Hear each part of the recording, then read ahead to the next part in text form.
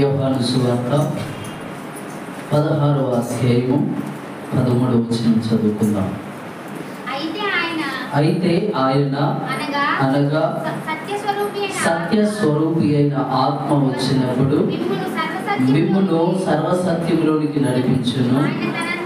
ఆయన తానంతటా తానే ఏమీ బోధింపక వేటిని వినునో వాటిని బోధించి సంభవింపబో సంగతులను మీకు తెలియచేయును. ప్రార్థన. పరిశుద్ధుడ మహోన్నతుడ కృప కలిగిన తండ్రి, కృప సత్య సంపూర్ణుడు దేవా, మీకు స్తుతులు స్తోత్రములు వందనాలు చెల్లిస్తా ఉంటున్నాము నాయనా. ఈ రాత్రికాల సమయంలో నీ వాక్యమును ధ్యానించిన ఇంటుండగా మాట్లాడువాడను నేను కాదు తండ్రి. పరిశుద్ధ ఆత్మదేవా, నీవే నాతో మాట్లాడండి, మా అందరితో మాట్లాడండి. నీ మాటలో శక్తి ఉన్నది, అయా నీ వాక్యము సెలవిస్తూ ఉంది. నా మాటలు ఆత్మయు జీవమునై ఉన్నవని, కాబట్టి నైనా ఆత్మయు జీవమునై ఉన్న నీ మాటల ద్వారా మాతో మాట్లాడి ఆత్మీయంగా మమ్మల్ని జీవింప చేయమని నజరేయుడైన యేసుక్రీస్తు నామములో ఈ ప్రార్థన అడిగి వేడుకుంటున్నాము తండ్రి, ఆమేన్. ముందుగా దేవాతి దేవునికి మహిమ కలుగును గాక. హల్లెలూయా, హల్లెలూయా. కూడి వచ్చిన మీ అందరికీ ప్రత్యేకమైన వందనాలను తెలియజేస్తూ ఉంటున్నాను. చదువుకున్నటువంటి వాక్య భాగంలో అపోస్తలుడు అయినటువంటి యోహాను తన సువార్తలో 16వ అధ్యాయంలో 13వ వచనంలో పరిశుద్ధ ఆత్మదేవుని గురించి రాస్తూ ఉన్నాడు. మనము కొన్ని దినములుగా పరిశుద్ధ ఆత్మదేవుని గురించి మనము ధ్యానం చేస్తూ ఉన్నాం. మొదట ఆయన సృష్టిని చేసిన విషయంలో కదా, పరిశుద్ధ ఆత్మదేవుడు సృష్టిని సృజించాడు. ఆ తర్వాత యేసుక్రీస్తు యొక్క జననంలో కూడా ఆయన ఉన్నాడు. ఆయన లేకుండా యేసుక్రీస్తు జన్మించలేదు, జీవించలేదు, ఆయన మరణించలేదు, ఆయన పునరుద్ధానుడు కాదు. అంటే పరిశుద్ధ ఆత్మదేవుడు లేకుండా యేసుక్రీస్తు జీవితంలో ఒక్క క్షణము కూడా జరగలేదు. తర్వాత దేవుని బిడ్డలారా, ఈ వాక్యము పరిశుద్ధ గ్రంథము మన చేతిలోనికి వచ్చే విషయంలో కూడా ఎవరు పడితే వారు ఈ వాక్యాన్ని రాయలేదు. కానీ ఎవరైతే పరిశుద్ధ ఆత్మ చేత ప్రేరేపించబడ్డారో, ఎవరైతే పరిశుద్ధ ఆత్మ చేత వారు నింపబడిన వారు ఎవరైతే ఉన్నారో వారందరూ పరిశుద్ధ ఆత్మ ప్రేరేపణ చేత ఈ 40 మంది వ్యక్తులు ఈ పరిశుద్ధ గ్రంథాన్ని 1600 సంవత్సరాలు రాశారు. ఎవరికి అంటే దేవుని బిడ్డలారా, ఎవరు కూడా ఇద్దరు కూడా ఒక స్థలంలో ఉండి వాక్యాన్ని రాయలేదు. ఒక్కొక్కరు ఒక్కొక్క స్థలంలో ఉండి ఒక్కొక్క పద్ధతిలో వాక్యాన్ని రాశారు. ప్రతి ఒక్కరు కూడా పరిశుద్ధ ఆత్మ చేత నడిపించబడినటువంటి వారే, పరిశుద్ధ ఆత్మ చేత ప్రేరేపించబడి వాక్యాన్ని రాసి, తర్వాత సంఘము స్థాపించబడిన విషయంలో కూడా పరిశుద్ధ ఆత్మదేవుడు ఎప్పుడైతే పెంతెకోస్తు దినమున 120 మంది పైకి దిగి వచ్చాడో, ఆ 120 మంది పరిశుద్ధ ఆత్మ చేత నింపబడినది మొదలుకొని అక్కడ సంఘము ప్రారంభించబడింది, సంఘము స్థాపించబడింది. ఆ దినమునే 3 గంటల మంది రక్షించబడ్డారు. అప్పటి నుండి ప్రతి దినము కూడా దేవుడు ఏం చేస్తూ వచ్చాడంటే సంఘమును విస్తరింప చేశాడు, సంఘమును అభివృద్ధి పరిచాడు. దినదినము అనేకులు సంఘములో చేర్చబడుతున్నారని వాక్యం సెలవిస్తూ ఉంది. దేవుని బిడ్డలారా, పరిశుద్ధ ఆత్మదేవుడు సర్వసత్యంలోనికి నడిపించు. పోయిన వారము కదా మనకు ప్రార్థన జరగలేదు, కానీ అటుపైన శుక్రవారం కూడా ప్రార్థనలో వాక్యంలో మనం ధ్యానించాం. పరిశుద్ధ ఆత్మదేవుడు ఏ విధముగా కదా నపుంసకుడైన వ్యక్తిని పరిశుద్ధ ఆత్మదేవుడు దర్శించి, అంటే ఒకవైపు సేవకులతో మాట్లాడుతూ ఉన్నాడు, రెండవదిగా ఎవరైతే ఆశపడి ఉన్నాడో కదా వాక్యం చదువుతూ ఉన్నాడో అర్థం చేసుకోలేకపోతూ ఉన్నాడు. కాబట్టి ఆ వ్యక్తిని సర్వసత్యంలోనికి నడిపించాలని, సత్యమును గురించి తెలియచేయడానికి పరిశుద్ధ ఆత్మదేవుడు ఫిలిప్పుతో, సమరయలో ఉన్న ఫిలిప్పుతో మాట్లాడి రథము దగ్గరకు పంపించాడు. దేవుని బిడ్డలారా, ఆ వాక్యమును అనుసరించి ఫిలిప్పు ఆ నపుంసకునికి యేసుక్రీస్తుని గురించినటువంటి ఆ మాటలు తెలియజేసినప్పుడు వెంటనే తన హృదయము మార్చబడింది, తన జీవితము మార్చబడింది. తాను అంటే అప్పటికే అతడు ప్రార్థన పరుడై ఉన్నాడు. అప్పటికి అతడు వాక్యాన్ని, ధర్మశాస్త్రాన్ని చదువుకునే వ్యక్తి అయి ఉన్నాడు. కానీ రక్షణ జీవితము లేదు. సత్యముల గురించి అంతగా ఆయనకు అవగాహన లేదు. చదువుతున్నాడు కానీ యేసుక్రీస్తుని గురించినటువంటి కదా మర్మములు కానీ, యేసుక్రీస్తు ద్వారా రక్షణ కలుగుతుంది అని కానీ ఏది కూడా ఆయనకు తెలియదు. పరిశుద్ధాత్మ దేవుడే ఫిలిప్పు ద్వారా ఆయనకు యేసుక్రీస్తును తెలియజేశాడు. యేసుక్రీస్తునందు విశ్వాసమును పరిశుద్ధాత్మ దేవుడే ఇచ్చాడు. దేవుడు బిడ్డలారా, ఈరోజు కూడా పరిశుద్ధాత్మ దేవుడు వాక్యంలో మనం చూసినట్లయితే ఆత్మ, సత్య స్వరూపి అయిన ఆత్మ వచ్చినప్పుడు మిమ్మల్ని సర్వసత్యములోనికి నడిపించు. ఒకటి సత్యముల గురించి ఆయన బోధిస్తా ఉన్నాడు కదా. ఇశ్రాయేలు జీవితంలో అంటే ఇశ్రాయేలీల ప్రజల జీవితాల్లో మనం నేర్చుకున్నాం. స్టెఫను ఆయన చెప్తా ఉన్నాడు, స్టెఫను సాక్ష్యం ఇస్తా ఉన్నాడు. అపోస్తలుల కార్యముల గ్రంథము 7వ అధ్యాయంలో 51వ వచనంలో అక్కడ అంటున్నాడు, మీ పితరుల వలె మీరును ఎల్లప్పుడూ పరిశుద్ధాత్మను ఎదురించుచున్నారు. అంటే వాక్యముల గురించి పరిశుద్ధాత్మ దేవుడు అంటే సత్యముల గురించి బోధిస్తా ఉన్నాడు.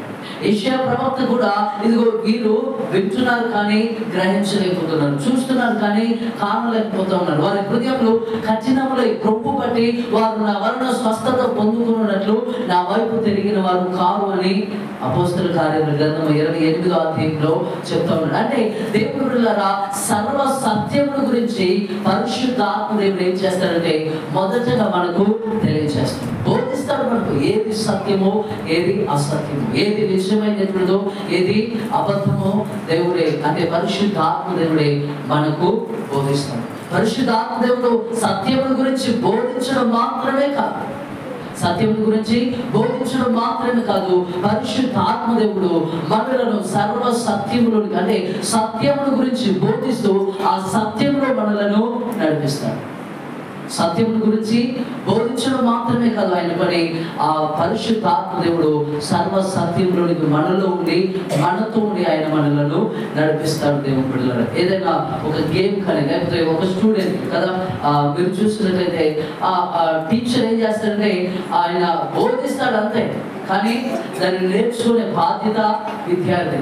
లేకపోతే ఒక కోచ్ ఉన్నాడు అనుకోండి, ఏదైనా ఆట ఏదైనా గేమ్ నేర్పిస్తాడంతే, కానీ నేర్చుకోవాల్సిన బాధ్యత అయిందే కదా, ఆడవలసిన బాధ్యత కూడా కదా, ఆ ప్లే అంటే ఆట ఆడాల్సిన బాధ్యత కూడా ఆ ప్లేయర్దే, ఆ ఆటగాడే. కానీ ఈ అంటే ఈ టీం కోచ్ ఏం చేస్తాడంటే కేవలం చెప్తాడంతే. కానీ పరిశుద్ధాత్మ దేవుడు సత్యముల గురించి చెప్పడం కాదు, సత్యముల గురించి బోధించడం కాదు, కానీ ఆయన నీతో ఉండి సత్యంలోనికి నిన్ను నడిపిస్తాడు. నీతో ఉండి సత్యములోనికి సర్వ సత్యంలోనికి నడిపిస్తాడు. దేవుడు బిడ్డలారా, చదువు అంటే వాక్య భాగంలో మీరు అపోస్తలుల కార్యముల గ్రంథంలో 10వ అధ్యాయంలో మీరు చూసినట్లయితే అక్కడ వాక్యమును మనం ఒకసారి పరిశీలన చేసినట్లయితే 10వ అధ్యాయము 1వ వచనం నుండి, ఇటలీ పటాలమనబడిన పటాలములో శతాధిపతి అయిన కొర్నేలి అను భక్తిపరుడొకడు కైసరాయలో ఉండెను. అతడు తన ఇంటి వారందరితో కూడా దేవుని యందు భయభక్తులు కలిగిన వాడై ప్రజలకు బహుధర్మము చేయుచు ఎల్లప్పుడూ దేవునికి ప్రార్థన చేయువాడు. పగలు ఇంచుమించు 3 గంటల వేళ దేవుని దూత అతని యొద్దకు వచ్చి కొర్నేలి అని పిలుచుట దర్శనమందు తేటగా కనబడి అతనికి కనబడెను.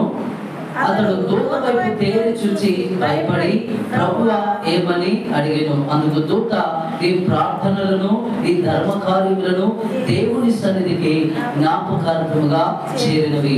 ఇప్పుడు నీవు యొప్పేకు మనుషులను పంపి పేతురు అను మారు పేరు గల సీమోనును పిలిపించుము. దేవుడు బిడ్డలారా, ఈ కొర్నేలి జీవితంలో మీరు చూసినట్లయితే ఆయనను గురించి మొదటి 2 వచనాలు కూడా సాక్ష్యము. ఆయన అంటే 10వ అధ్యాయంలో మొదటి 2 వచనాలు ఆయనను గురించి, ఆయన పిల్లలను గురించి, ఆయన కుటుంబం గురించి, ఆయన భార్య గురించి, అంటే ఆయన గురించినటువంటి సాక్ష్యము. అతడు భక్తిపరుడని, ప్రార్థనాపరుడని, భయభక్తులు కలిగిన వాడని, ప్రజలకు ధర్మము చేయబడని, తన ఇంటి వారందరితో కూడా ఎల్లప్పుడూ భయభక్తులు కలిగి ప్రార్థనలు చేసేవాడని సాక్ష్యం ఇస్తా ఉన్నాడు. సాక్ష్యం ఇస్తూనే ఈ ధర్మ కార్యములు దేవునికి కదా, దేవుని సన్నిధిలో కదా జ్ఞాపకార్థంగా ఉన్నవని చెప్తూనే పరిశుద్ధాత్మ దేవుడు మాట్లాడుతూ ఉన్నాడు. ఇప్పుడు నువ్వేం చేయాలంటే, నువ్వు యొప్పేకు మనుషులను పంపించు. అక్కడ సీమోను అనేటువంటి పేతురు అనేటువంటి సీమోను ఉన్నాడని అక్కడ చెప్తా ఉన్నాడు. అంటే ఎందుకు ఈ పరిశుద్ధాత్మ దేవుడు కొర్నేలిని దర్శిస్తా ఉన్నాడు? ఇప్పుడు అతడు పగలు 3 గంటల వేళ ప్రార్థన చేస్తా ఉన్నాడు కదా. ఇదే సమయానికి పేతురు కూడా 3వ అధ్యాయంలో పేతురు యోహానులు పగలు 3 గంటల వేళకు ప్రార్థన కాలమున యెరూషలేము మందిరానికి వెళ్తా ఉన్నాడు. దేవుని బిడ్డలారా, ప్రార్థన జీవితం ఉంది. కొర్నేలికి ప్రార్థన జీవితం ఉంది, భక్తి జీవితం ఉంది, అంటే దేవునికి భయపడేటువంటి జీవితం ఉంది, దాన ధర్మములు చేసే జీవితం ఉంది. ఎల్లప్పుడూ ఎప్పుడు పడినప్పుడు అది అంటే ఒకప్పుడు ప్రార్థన చేసి ఒకప్పుడు ప్రార్థన చేయకుండా అది కాదు, కానీ ఎల్లప్పుడూ కూడా ప్రార్థించే అలవాటు కలిగినాడు. భక్తిపరుడని రాయబడింది, ప్రజలకు బహు ధర్మము చేసేవాడని రాయబడింది. అతడు ఏ విధముగా చూసినా అతడు నీతిమంతుడే. కానీ దేవుని యొక్క వాక్యం అంటే పరిశుద్ధ ఆత్మదేవుడు ఇంకా అతనితో మాట్లాడుతూ ఉన్నాడు. ఇంకా అతడు అంటే కొర్నేలి అనే వ్యక్తి ఇంకా సంపూర్ణమైన ఆత్మీయ స్థితిలో లేడు. అతడు ఆత్మయందు సంపూర్ణతను కలిగి లేడు. కాబట్టి ఇప్పుడు కొర్నేలితో దేవుని దూత మాట్లాడి యొప్పేకు దూతలను మనుషులను పంపించు. అక్కడ పేతురు అనే మారు పేరు కలిగినటువంటి సీమోను ఉన్నాడు. ఎందుకు పరిశుద్ధాత్మ దేవుడు తన దూతను పంపించి కొర్నేలిని దర్శిస్తా ఉన్నాడంటే సర్వ సత్యములోనికి నడిపించడం. ఇప్పుడు ఆయన ఆలోచన ఏంటంటే, నేను ప్రార్థన చేస్తున్నాను, నేను భక్తిపరుడనై ఉన్నాను, నేను నీతిమంతుడనై ఉన్నాను, నేను ప్రజలకు ధర్మం చేస్తున్నానని తన మనసులో అనుకుంటూ ఎల్లప్పుడూ ప్రార్థన చేస్తున్నాడు. కానీ దేవుడు బిడ్డలారా, రక్షణ అనుభవము ఆయనకు లేదు, రక్షించబడినటువంటి అనుభవము ఆయనకు లేదు. మీరు 11వ అధ్యాయంలో మీరు చూసినట్లయితే 11వ అధ్యాయము 14 వచ్చిన కొన్ని మాటలు రాయబడి ఉన్నాయి.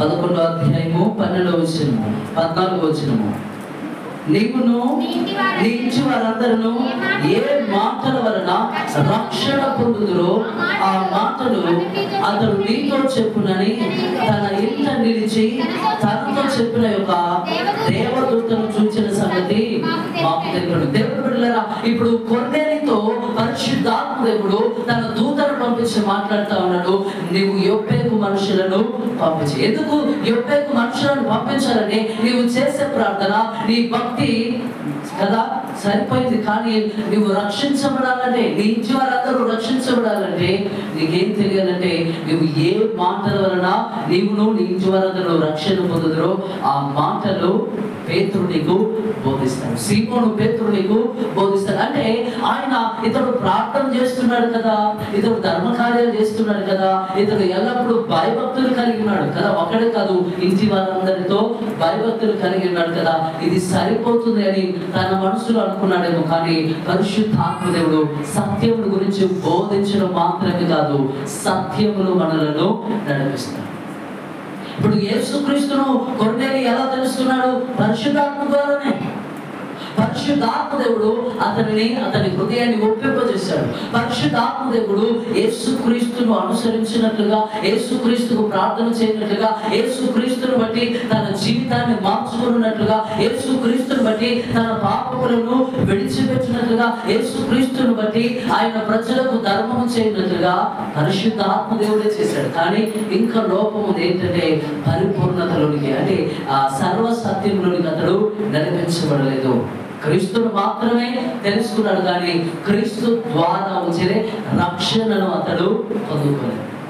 కాబట్టి ఇప్పుడు పరిశుద్ధాత్మ దేవుడు ఏం చేస్తున్నాడంటే, కొర్నేలిని రక్షించాలని, కొర్నేలి కుటుంబాన్ని సంపూర్ణమైన రక్షణలోకి నడిపించాలని పరిశుద్ధాత్మ దేవుడు కదా సీమోను పేతురు దగ్గరకు పంపిస్తాడు. అక్కడ నుండి దేవుడు కొర్నేలి ఏం చేశాడంటే తన యొక్క పనివారిని ముగ్గురిని యొప్పేకు పంపించిన తర్వాత ఇప్పుడు పేతురు కూడా ప్రార్థన చేస్తా ఉన్నాడు. 10వ అధ్యాయం 9వ వచనంలో, 10వ అధ్యాయం అపోస్తలుల కార్యముల గ్రంథం 10వ అధ్యాయం 9వ వచనం, మరునాడు వారు ప్రయాణమైపోయి పట్టణమునకు సమీపించినప్పుడు పగలు ఇంచుమించు 12 గంటలకు పేతురు ప్రార్థన చేయుటకు మిద్ది మీదకి ఎక్కెను. అతడు మిక్కిలి ఆకలి కొని భోజనము చేయగోరెను. ఇంటి వారు సిద్ధము చేయుచుండగా అతడు పరవశుడై ఆకాశము తెరవబడుటయు 4 చెంగులు పట్టి దింపబడిన పెద్ద దుప్పటి వంటి ఒక విధమైన పాత్ర భూమి మీదకి దిగివచ్చుటయు చూచెను. అందులో భూమి అందుండు సకల విధములైన చతుష్పాద జంతువులను, ప్రాకు పురుగులను, ఆకాశ పక్షులను ఉండెను. అప్పుడు పేతురు, నీవు లేచి చంపుకొని తినుమని ఒక శబ్దం అతనికి వినబడెను.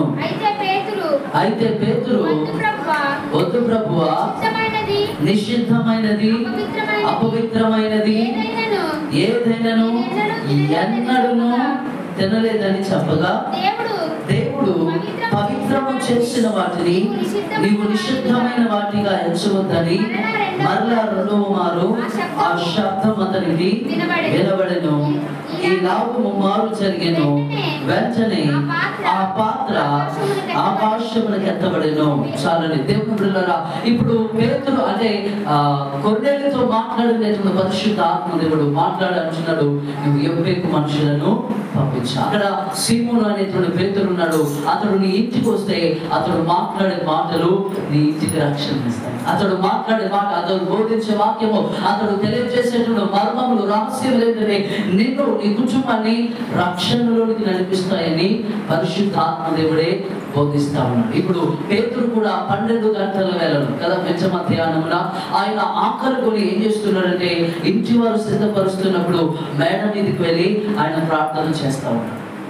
ఆ 12 గంటల సమయంలో ఆయన పరవశుడై ఒక దర్శనాన్ని చూస్తూ ఉన్నాడు. ఆ దర్శనంలో ఒక విధమైనటువంటి పాత్ర భూమి మీదకి దిగి వచ్చింది. ఆ పాత్రలో సకల విధములైనటువంటి ప్రాణులు ఉన్నాయి, జంతువులు ఉన్నాయి, ప్రాకు పురుగులు ఉన్నాయి, పక్షులు ఉన్నాయి, అన్నీ ఉన్నాయి. యూదులు ఏది పడితే అది తినడానికి వీలేదు. దేవుడు ఏది తినాలో ఏది తినకూడదో అన్ని బోధించారు. లేవి కాండంలో మీరు చూస్తే 11వ అధ్యాయంలో అక్కడ రాయబడి కొన్ని తినాలి, కొన్ని తినకూడనివి ఉన్నాయి. కాబట్టి ఇప్పుడు అన్ని జంతువులు, అన్ని పురుగులు అక్కడ ఉండటాన్ని బట్టి ఇప్పుడు ఆ పేతురుతో పరిశుద్ధాత్మ దేవుడు అంటున్నాడు, నీవు వీటిని చంపుకొని తినంటే ఇతడు యూదుడు కాబట్టి బాల్యము నుండి ధర్మశాస్త్రాన్ని ఎరిగిన వ్యక్తి, బాల్యము నుండి ఏది తినాలో ఏది తినకూడదో తెలిసినటువంటి వ్యక్తి. వీటిని చంపుకొని తినమని దేవుడు మాట్లాడుతూ ఉంటే పేతురు అంటున్నాడు, అయ్యా చిన్నప్పటి నుండి బాల్యం నుండి ఏదైనా వ్యర్థమైనది ఏది, నిషిద్ధమైనది అపవిత్రమైనది ఏది నేను తినలేదని పేతురు దేవునితో మాట్లాడతాడు. మరలా ప్రభు అంటున్నాడు, ఏ పర్వాలేదు చంపుకుంది. ఇలా 3 సార్లు మాట్లాడితే 3 సార్లు పేతురు అంటున్నాడు, నిషిద్ధమైనది అపవిత్రమైనది నేను తినలేనయ్యా, నేను తినను. ఎందుకంటే నేను చిన్ననాటి నుండి నేర్చుకున్న వాక్యము, నేను తెలుసుకున్నటువంటి ధర్మశాస్త్రంలో కదా ఏది పడితే అది తినడానికి లేదు కాబట్టి అపవిత్రమైనవి నిషిద్ధమైనవి నేను తినను అంటున్నాను.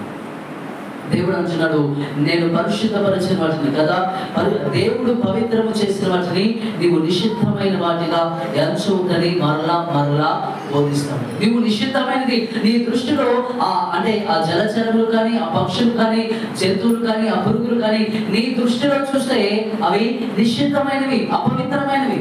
కానీ అవి దేవుడు పవిత్రపరచాడని ఆ దర్శనంలో మాట్లాడతాడు. 3 సార్లు అలా మాట్లాడిన తర్వాత ఆ దర్శనం అయిపోయింది. దేవుని బిడ్డలారా, ఇప్పుడు ఆలోచనలో పడ్డాడు, ఏంటి ఈ దర్శనం, ఏంటి ఈ దర్శన భావం ఏంటి? ఎందుకంటే దేవుని బిడ్డలారా, దేవుడు బాబు స్పష్టంగా మాట్లాడేటువంటి దేవుడు. మన దేవుడు ఏదో తెలిసి తెలియనట్టుగా సూచన ప్రాయంగా మాట్లాడు. ఆయన మాట్లాడాలి అనుకుంటే బహు స్పష్టంగా మాట్లాడుతున్నాడు. అయితే ఆ స్పష్టత నువ్వు గ్రహించగలగాలి. ఆయన మాటలో ఉండేటువంటి జ్ఞానాన్ని, ఆయన సూచనలు, ఆయన ఉద్దేశాన్ని, ఆయన తలంపులను గ్రహించగలిగిన ఆత్మీయ జ్ఞానము, పరిశుద్ధ ఆత్మ నడిపింపు మనము కలిగి ఉన్నాం. ఇప్పుడు పేతురు ఆ దర్శన భావం గురించి ఆలోచించుకుంటున్నాడు. ఎందుకు ఆ దర్శనం కలిగిందంటే కొర్నేలి అన్యజనుడు.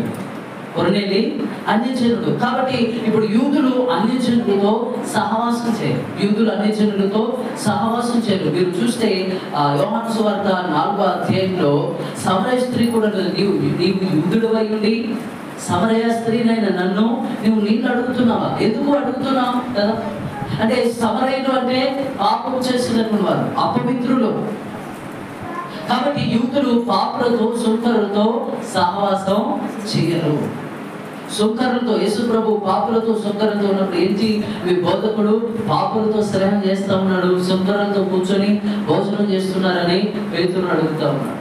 అంటే దేవుడి బిడ్డలారా, యూదుల యొక్క నిష్ఠ ఎలాంటిదంటే శరీర సంబంధమైనటువంటి పరిశుద్ధతను కలిగి ఉన్నారు. వారు అన్యజనులతో సహవాసం చేయరు, వారు అపవిత్రులతో సహవాసం చేయరు, వారు సమరయులతో మాట్లాడరు, వారు సుంకరులతో మాట్లాడరు, వారు సుంకపు గుత్తాదారులతో వారు మాట్లాడరు. వాళ్ళతో సహవాసం కానీ, స్నేహం కానీ, చుట్టాలకం కానీ, బంధుత్వం కానీ, ఏది సంబంధాలు కానీ కుదిరించుకోరు. ఎందుకంటే వారు అపవిత్రులు, వారు పాపులు, వారు పాపం చేసినటువంటి వారు. ఇది వారి యొక్క ఉద్దేశం. దేవుడే అన్యజనులతో సహవాసం చేయదని చెప్తా ఉన్నాడు. పౌలు కూడా చెప్తూ ఉన్నాడు, విశ్వాసులకు అవిశ్వాసులకు పొత్తు లేదు, సాంగత్యం లేదు, విశ్వాసులతోనే మనం సహవాసం చేయాలని వాక్యం సెలవిస్తాం. ఇప్పుడు పేతురు యొక్క ఆలోచన ఎరిగినటువంటి పరిశుద్ధాత్మ దేవుడు మొదట ఆయనలో ఉండేటువంటి అజ్ఞానాన్ని తొలగిస్తా ఉన్నాడు. పేతురుతో మాట్లాడుతూ ఉన్నాడు 17వ వచనంలో, 10వ అధ్యాయం 17వ వచనంలో, అపోస్తలుల కార్యముల గ్రంథం 10:17. పేతురు తనకు కలిగిన దర్శనం ఏమై ఉండెనో అని తనలో తనకు ఎటు తోచుతుండగా కొర్నేలి పంపిన మనుషులు సీమోను ఇల్లు ఏదని విచారించి తెలుసుకొని వాకిట నిలిచి ఇంచి వారిని పిలిచి, పేతురు అను మారు పేరు గల సీమోను ఇక్కడ దిగి ఉన్నాడా అని అడిగిరి. పేతురు ఆ దర్శనమును గురించి యోచించుచుండగా ఆత్మ, ఇదిగో ముగ్గురు మనుషులు నిన్ను వెతుకుచున్నారు, నీవు లేచి క్రిందికి దిగి సందేహింపగా వారితో కూడా వెళ్ళుము, నేను వారిని పంపి ఉన్నానని అతనితో చెప్పాను. హల్లెలూయా, హల్లెలూయా.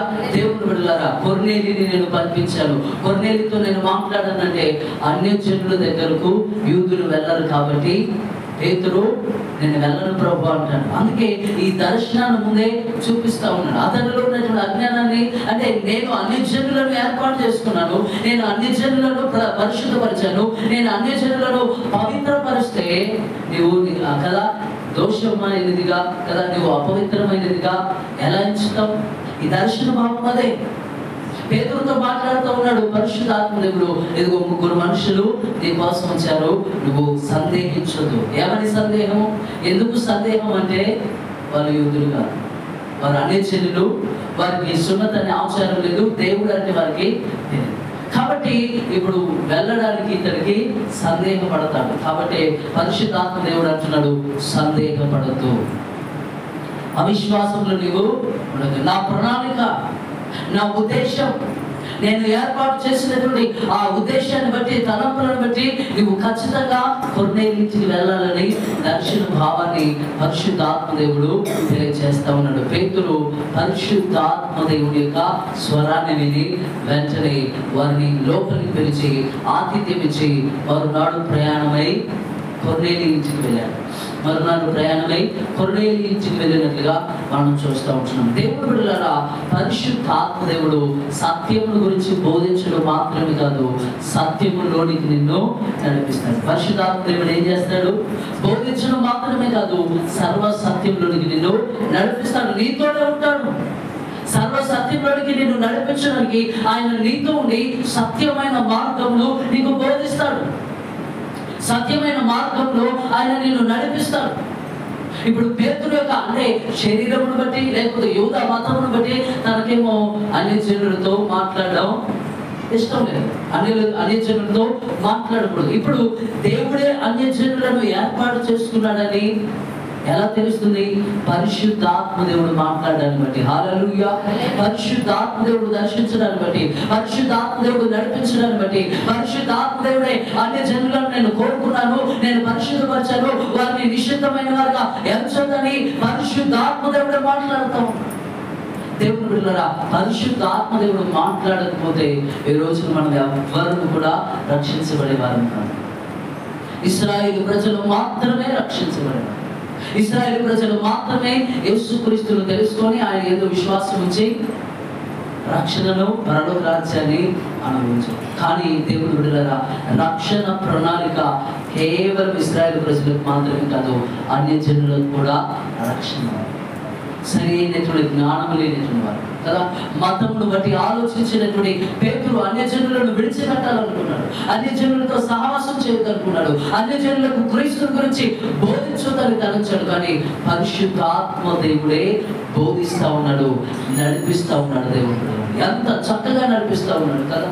ఎక్కడ సీమోను ఉన్నాడు? సీమోను ఏ ఇంట్లో ఉన్నాడో, ఏ ప్రాంతంలో ఉన్నాడో, ఏ వీధిలో ఉన్నాడో, ఏ వ్యక్తి ఇంట్లో ఉన్నాడో కూడా పరిశుద్ధాత్మ దేవుడు బోధిస్తాడు. బోధించి మరి ఆ ముగ్గురు మనుషులను పేతురు దగ్గరకు నడిపిస్తా ఉన్నాడు. పేతురును కూడా దర్శించి తనలో ఉండేటువంటి కదా అపవిత్రమైనటువంటి భావము, అపనమ్మకమును తొలగించి నేను అన్యజనులను ఏర్పాటు చేస్తున్నానని తెలియజేస్తాను. అప్పటికి భయంతోనే వీళ్ళు ఉంటాడు కదా, మతపరమైనటువంటి భయం. యాజకులు ఏమంటారు, యూదులు ఏమంటారు, పరిసయ్యులు ఏమంటారు, అపోస్తలులు ఏమంటారు, సంఘం ఏమంటుందనే ఆలోచనతోనే వెళ్ళాడు దేవుడు బిడ్డలారా. కానీ అక్కడికి వెళ్ళిన తర్వాత 10వ అధ్యాయంలో దేవుడు బిడ్డలారా అక్కడ పరిశుద్ధ ఆత్మదేవుడు ఆయనను నింపి మాట్లాడినటువంటి కొన్ని మాటలను మనం చూసినట్లయితే 35వ వచనం చదవండి, 34వ వచనం, 10వ అధ్యాయం 34. దేవుడు పక్షపాతి కాడని నిజముగా గ్రహించి ఉన్నాను. ప్రతి జనములను ఆయనకు భయపడి నీతిగా నడుచుకుని వారిని ఆయన అంగీకరించును. యేసుక్రీస్తు అందరికీ ప్రభువు. ఆయన ద్వారా దేవుడు సమాధానకరమైన సువార్తను ప్రకటించి ఇశ్రాయేలీయులకు పంపిన వర్తమానము మీరెరుగుదురు. యోహాను బాప్తిస్మము ప్రకటించిన తర్వాత గలిలయ మొదలుకొని యూదయ అంతటా ప్రసిద్ధమైన సంగతి మీకు తెలియను. అదేదనగా దేవుడు నజరేయుడైన యేసును పరిశుద్ధాత్మతోను శక్తితోను అభిషేకించినది. దేవుడు ఆయనకు తోడైనను గనుక ఆయన మేలు చేయొచ్చు, అపవాది చేత పీడింపబడిన వారిని అందరినీ స్వస్థపరచుచు సంచరించుచుండెను. ఆయన యూదుల దేశమందు యెరూషలేమునందును చేసిన వాటన్నిటిని మేము సాక్షులము. ఆయనను వారు ప్రాణుల వేలాడదీసి చంపిరి. హల్లెలూయా. చాలా దేవుడు అక్కడ మీరు చూసినట్లయితే మరలా 42వ వచనంలో చూడండి, ఇదియుగాక దేవుడు సజీవులకును మృతులకును న్యాయాధిపతులుగా నియమించిన వాడు ఈయనే అని ప్రజలకు ప్రకటించి దృఢ సాక్ష్యం ఇవ్వవలెనని మాకు ఆజ్ఞాపించెను.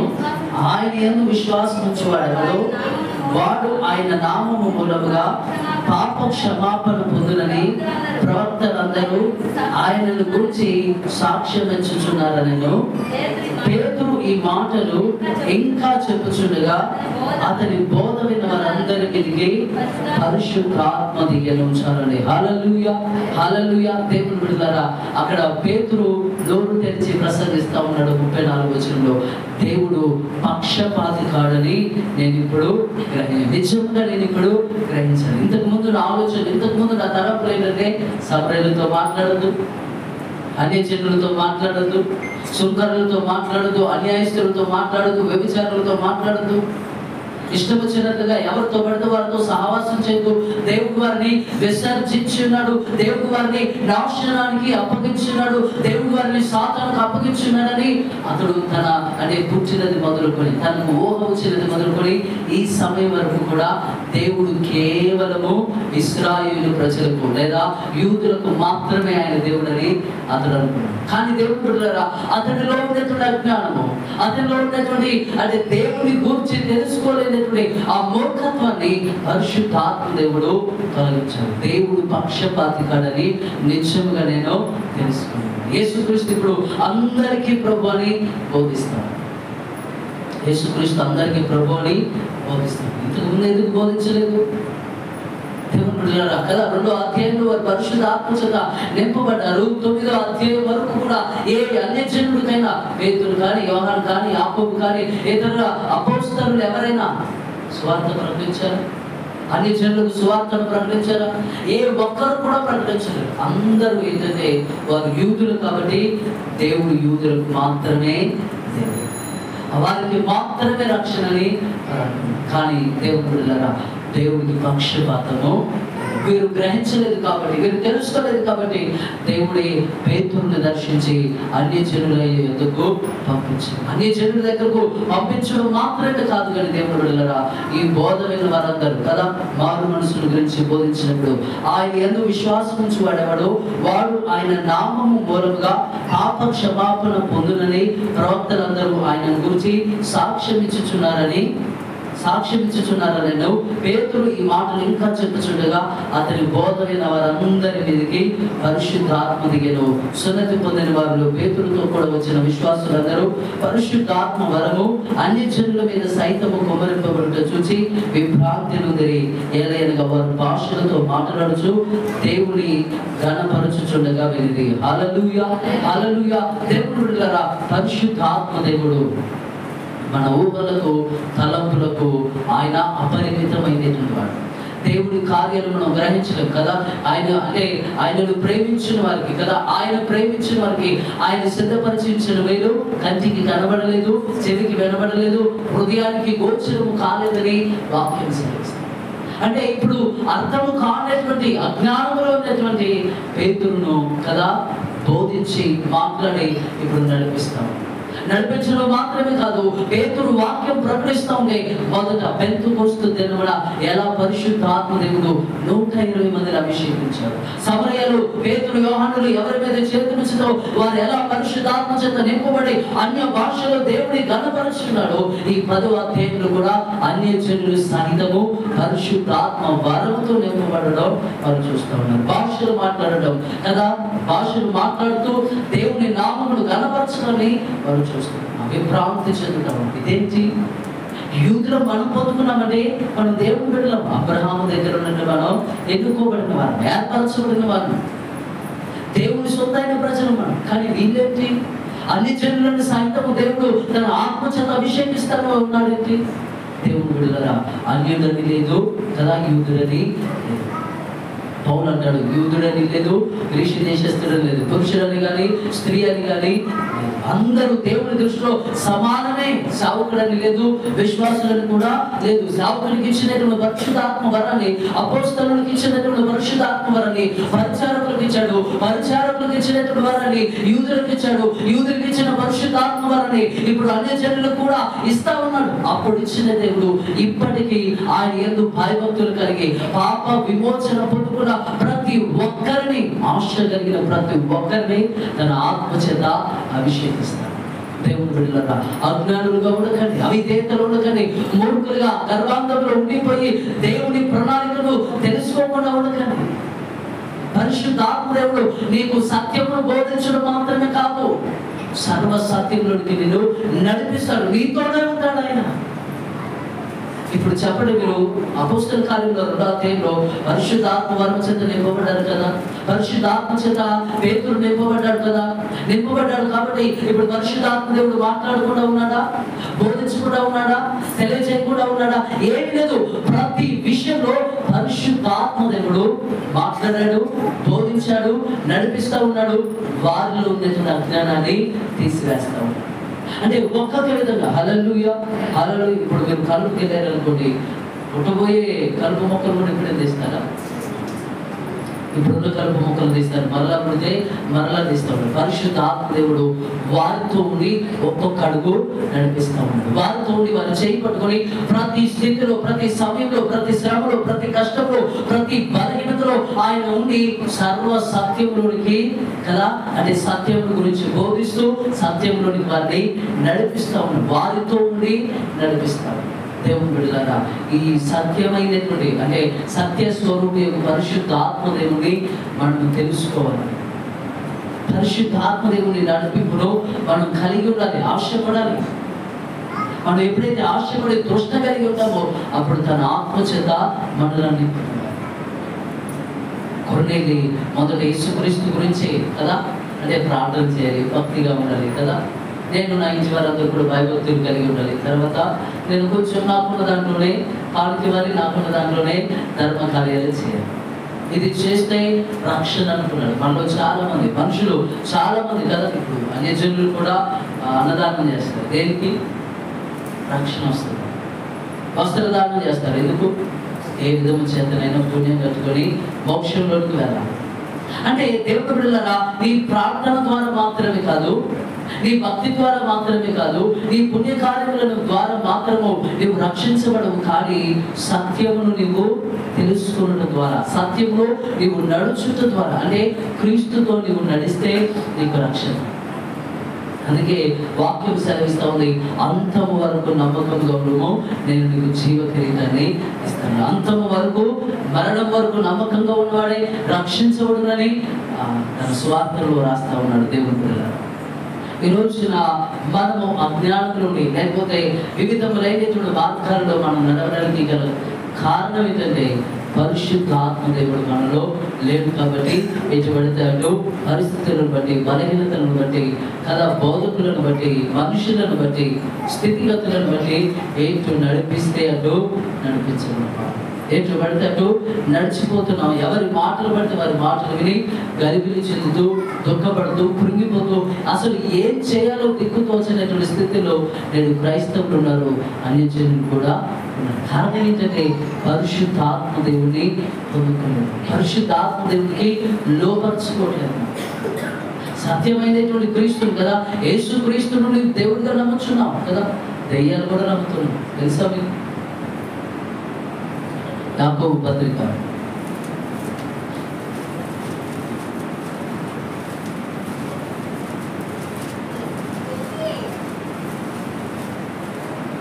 పరిశుద్ధ గ్రంథము నుండి యాకోబు రాసినటువంటి పత్రిక 2వ అధ్యాయము 19వ వచనం చదవండి.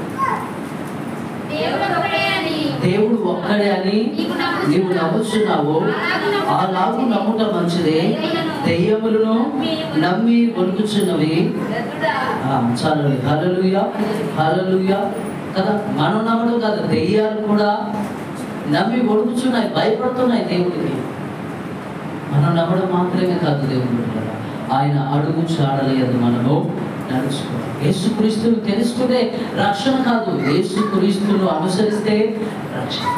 ఎలా నువ్వు అనుసరించగలవు కదా. నేను వెళ్ళుట మీకు ప్రయోజనకరమని యేసుక్రీస్తు ఇప్పుడు ఎందుకు చెప్పాడు? నడిపించడానికే పరిశుద్ధాత్మ దేవుని బోధించి నిన్ను, అంటే దేవుడు బిడ్డలారా, యేసుక్రీస్తు గురించి నీకు బోధిస్తాడు. యేసుక్రీస్తుతో ఎలా నడవాలో నీకు నేర్పిస్తాడు. యేసుక్రీస్తు లాంటి మనసు, యేసుక్రీస్తు లాంటి ప్రేమ, యేసుక్రీస్తు లాంటి జీవితము, యేసుక్రీస్తు లాంటి పరిశుద్ధత, యేసుక్రీస్తు లాంటి మహిమ, యేసుక్రీస్తు లాంటి ప్రార్థన జీవితం కదా. ఒక గడి అయినా ప్రార్థన చేయలేదని పేతురు అన్నాడు. మరి ఇప్పుడు పేతురు జీవితం చూడండి. పేతురు ఎలా ప్రార్థన, ప్రతి దినములు ఎడతెగక ప్రార్థించి పరిశుద్ధాత్మ చేత నింపబడి కదా, ఒక ప్రసంగం చేసి 3,000 మంది మారుమనసు పొందారు. మరి వెంటనే 3వ అధ్యాయంలో పగలు 3 గంటలకు ప్రార్థన కాలంలో పేతురు యోహానులు ప్రార్థన చేస్తూ ఉన్నారు.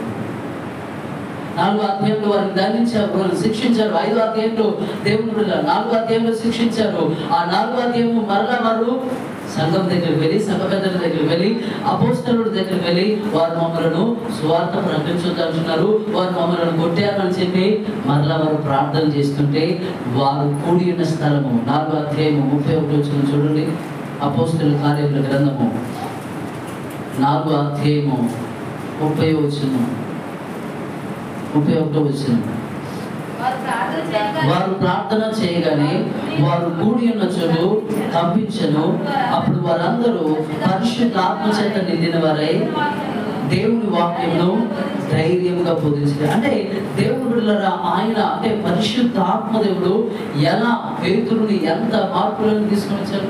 ఇప్పుడు నువ్వు ప్రతి దినము ప్రార్థన చేస్తున్నావు అంటే పరిశుద్ధాత్మ దేవుడే ప్రార్థన చేయి, మోకరించి ఉపవాసం కూడా విజ్ఞాపన చేయి, కన్నీరు విడుగు.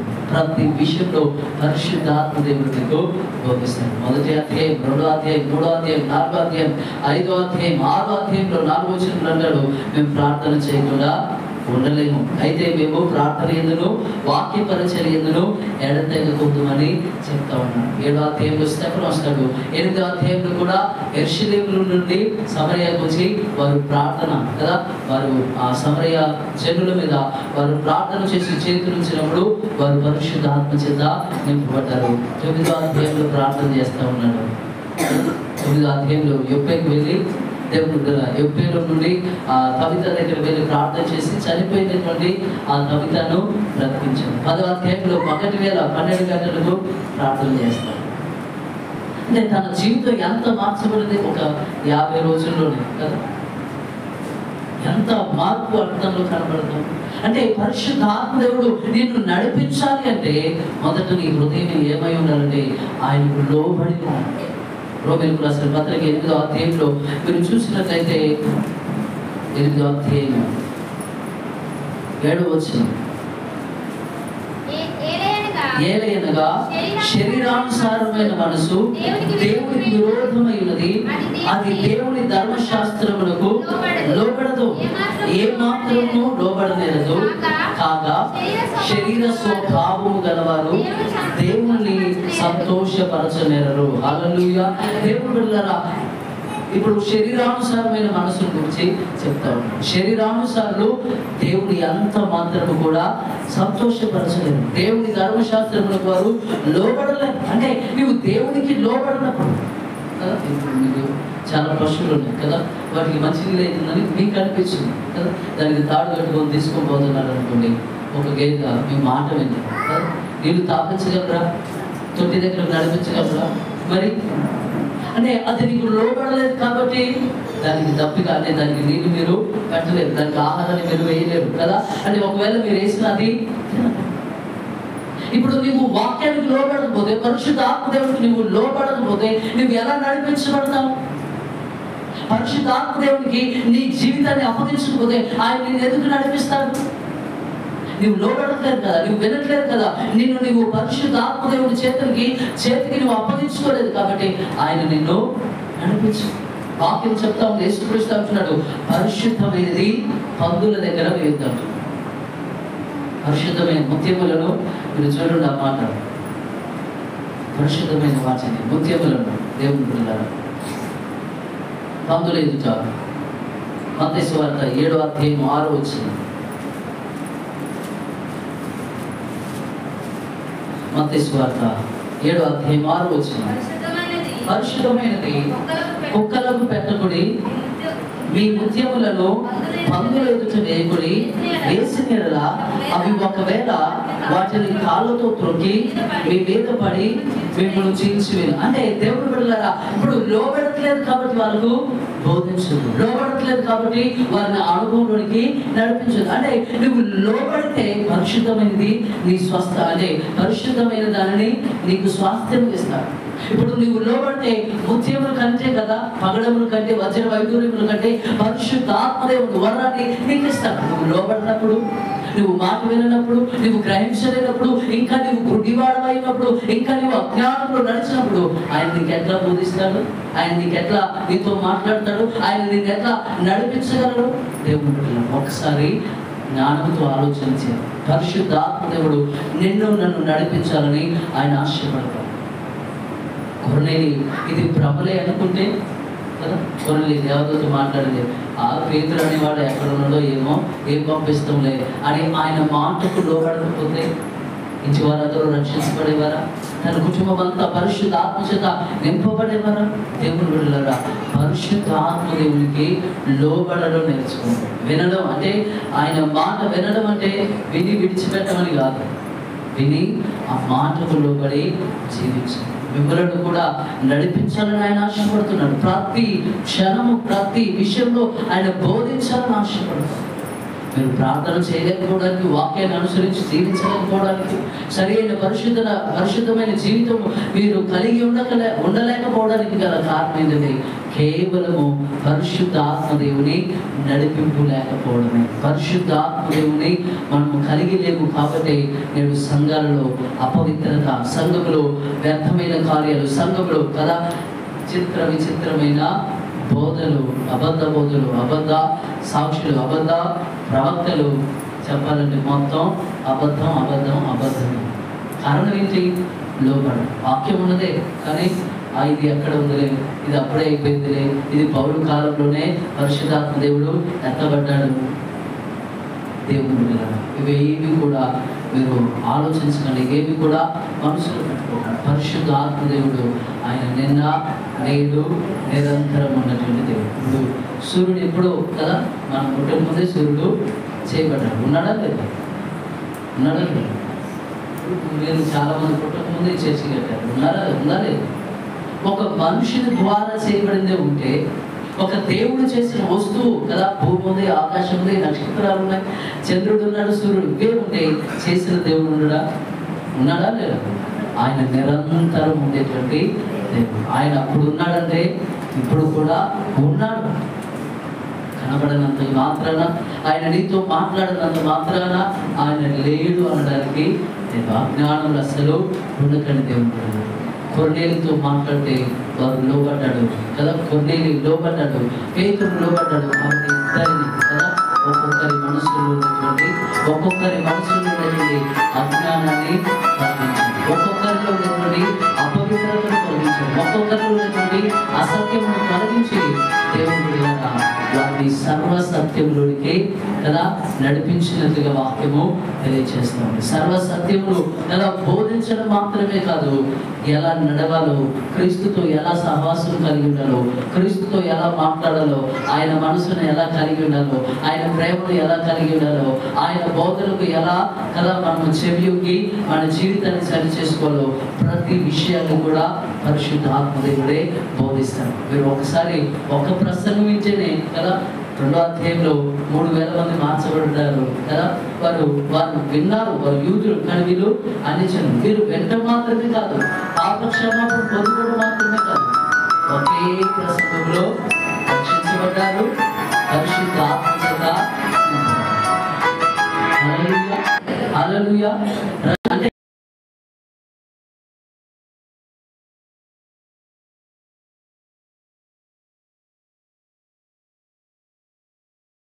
వారు లోబడ్డారు కాబట్టి రక్షించబడ్డారు, పరిశుద్ధాత్మ చేత నింపబడ్డారు. ఈరోజు వాక్యం ఇచ్చిన నేను కూడా అంతే.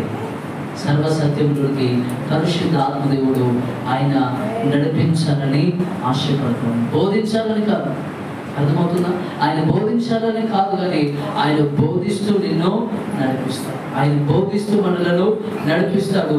పడిపోతుంటే బలపరుస్తాడు, పడిపోతుంటే చేయి పట్టుకుంటాడు, పడిపోతుంటే ఆయన ఎత్తుకొని ఆయనే మన ప్రయాణాన్ని, ఆయనే మన గమ్యానికి మనలను చేరుస్తాడు దేవుడు. కాబట్టి వాక్యం ఇచ్చిన నేను ఒకవేళ ఇన్ని రోజులు పరిశుద్ధ ఆత్మదేవుని గురించినటువంటి అజ్ఞానంలోని ఉంటే, అవిధేయతలోని ఉంటే, నీ జీవితాన్ని ఆయనకు అప్పగించుకోలేకపోతే ఇకనైనా పరిశుద్ధ ఆత్మదేవునికి నీ జీవితాన్ని అప్పగించాను. కొర్నేలి అపవిత్రుడని తన జీవితాన్ని అప్పగించలేదు.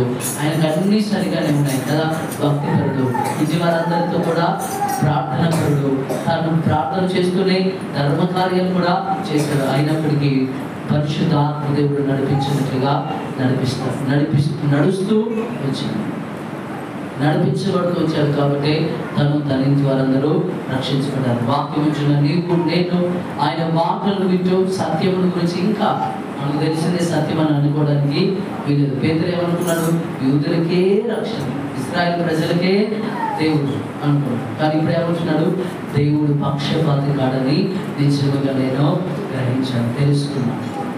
యేసుక్రీస్తు మా ఒక్కరికే రక్షకుడని అంటున్నాడు, కానీ ఇప్పుడు యేసుక్రీస్తు అందరికీ ప్రభు అని సాక్షి చెప్తా ఉన్నాడు. దేవుడు బిడ్డలారా, మనకు తెలిసిందే సత్యం కాదు, మనకు తెలిసిందే వాస్తవం కాదు. ఒకవేళ వాస్తవమైనా తెలుసుకోవాల్సింది ఇంకా చాలా ఉంది. కాబట్టి దేవుడు బిడ్డలారా, వాక్యాన్ని వింటున్నటువంటి మనందరం కూడా ప్రార్థన చేస్తూ ప్రార్థన పూర్వకంగా దేవుని అడగండి. నేను చెప్పింది వెనుకడు కానీ పరిశుద్ధ ఆత్మదేవుడా నాకు సత్యముల గురించి బోధించండి, సత్యంలోనికి నన్ను నడిపించండి. సత్యమైనటువంటి నీవు అప్పుడున్నామని తెలుసు కానీ ఇప్పుడున్నామని నాకు తెలియదయ్యా. ఇప్పుడు నీవు నాతో మాట్లాడి నన్ను సర్వసత్యంలోనికి నడిపించు. పడిపోతున్న వేళలో నన్ను బలపరచు ప్రభు అని మీరు ప్రార్థన చేయగలిగితే మీతో తప్పక మాట్లాడతారు. ఆయన పేరే మాట్లాడే దేవుడు కదా. 40 మంది ప్రవక్తలతో మాట్లాడిన దేవుడు, అన్యుడైన కొర్నేలితో మాట్లాడిన దేవుడు నీతో మాట్లాడా ప్రతి విషయాన్ని కూడా మాట్లాడతాడు, ప్రతి విషయాన్ని కూడా నీకు బోధిస్తాడు. కాబట్టి మనందరం కూడా కొర్నేలి వలె, పేతురు వలె సత్యముల గురించి తెలుసుకొని ఆయనకు లోబడి ఆయన చేత నడిపించబడుతూ ఆయన యొక్క వాక్యానుసారం ఈ లోకంలో జీవిస్తూ పరిశుద్ధ ఆత్మ అభిషేకాన్ని పొందుకున్నట్టుకు పరిశుద్ధ ఆత్మదేవుడు తన కృపా సహాయము మనందరికీ దయచేయుడుగాక. ఆమేన్. ప్రార్థన. పరిశుద్ధ ఆత్మ మీకు స్తోత్రంలో వందనాలు చెల్లిస్తూ ఉంటున్నాము నాయన. అయితే ఆత్మ హయాగు ప్రభు ఆయన అనగా సత్యస్వరూపి అయిన పరిశుద్ధ ఆత్మదేవుడు వచ్చినప్పుడు ఆయన సర్వసత్యంలోనికి మిమ్మల్ని నడిపించున్నాడు. సత్యం అంటే ఏంటో హయాగు ప్రభు కొర్నేలి తెలుసుకున్నాడు. యేసుక్రీస్తువే సత్యమని గ్రహించాడు. కానీ ఆ సత్యమై ఉన్న క్రీస్తును ఇచ్చే రక్షణ, ఆ క్రీస్తు ఇచ్చే స్వస్థత, ఆ క్రీస్తు ఇచ్చే పరిశుద్ధాత్మ అభిషేకము, ఆ క్రీస్తు ద్వారా ఇచ్చేటువంటి ఆ పరలోక రాజ్యం గురించి అతడికి తెలియదు. కాబట్టి నీవే హయాగు ప్రభు నీ దూతలను పంపించి యోపేకు మనుషులను పంపించమని, పేతురును పిలిపించమని, పేతురు నీ ఇంటి వారందరూ రక్షించబడుటకు ఆయన మాటలు నిన్ను రక్షించునని, ఆయన మాటల ద్వారా నీవు రక్షించబడవని తెలియజేసి అటు పేతురుతో మాట్లాడావు, ఇటు కొర్నేలితో మాట్లాడావు.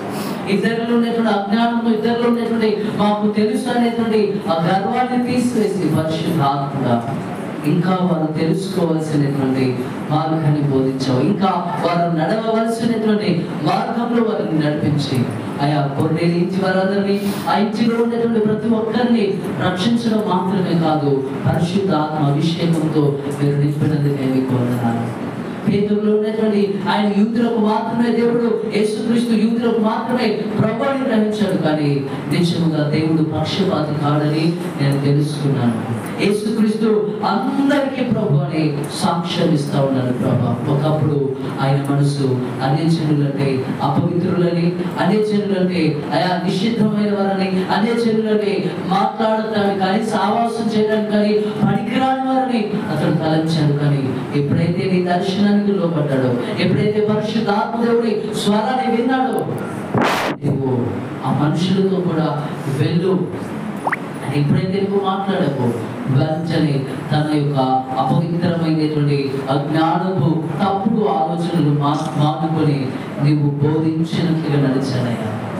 వారిద్దరు నడవడాన్ని బట్టి ఆ ఇంట్లో ఉన్న వారందరూ రక్షించబడ్డారు అయ్యా. ఈ రోజున ఇక్కడ ఉన్న వారందరినీ కూడా ప్రభా రక్షించబడులాగా, సంఘములన్నీ కూడా రక్షించబడులాగా, సంఘాన్ని సర్వసత్యములోనికి అయాగో ప్రభా మీరు బోధించి సర్వసత్యంలోనికి వారిని నడిపించారు.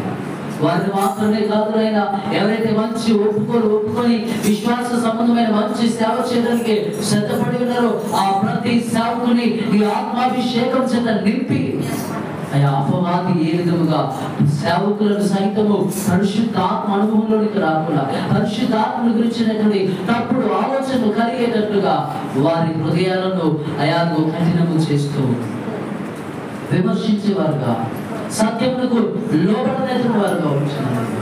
పేతురుతో మాట్లాడినట్టుగా సేవకులందరితో నాతో కూడా మీరు మాట్లాడారు. ఇంకా ఆయా సత్యమును నాకు బోధిస్తూ అయ్యా నేను నడవలసిన మార్గమును, మేమందరం నడవలసిన మార్గము, ఆయా సంఘములన్నీ క్రైస్తవ సంఘములన్నీ నడవలసిన మార్గమును, అన్ని జనులందరూ నడవలసినటువంటి సత్యమైన వేరు కలిగే మార్గం తెలుసుకొని నడుచున్నట్లుగా తండ్రి సేవకులు, సంఘము, అన్ని జనులు సైతము పరిశుద్ధ ఆత్మ నడిపింపునకు లోబడుతున్నాయినా అందరూ రక్షించబడిన వారమై వధువు సంఘములు ఎత్తబడినట్టు, వధువు సంఘముతో అయాదు వధువు సంఘంలో మేము కూడా ఉండి మేమందరం ఎత్తబడినట్టు నీ కృపా సహాయం అందరికి దయచేసి మహిమ ఘనత ప్రభావములు మీరు పొందుకోమని నజరేయుడైన యేసుక్రీస్తు నామములో ఈ ప్రార్థన అడిగి వేడుకుంటున్నాము తండ్రి.